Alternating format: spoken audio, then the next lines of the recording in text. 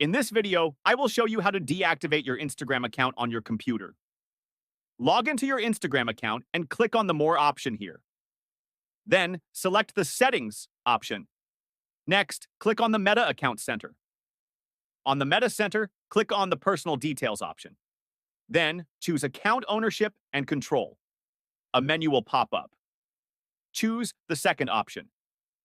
After that, select the account you would like to deactivate. Next, choose the first option to continue the process and click on Continue. You may have to re-enter your password. After that, Instagram will ask you to select an option as to why you want to deactivate your account. I am choosing this option. Select Continue. On the next section, scroll down and you can actually choose the time frame you want to deactivate the account for. I will choose 2 days as an example, but you can freeze it for as long as you want. Once you're done, click on Continue. Finally, click on the Deactivate Account button, and the account is officially deactivated.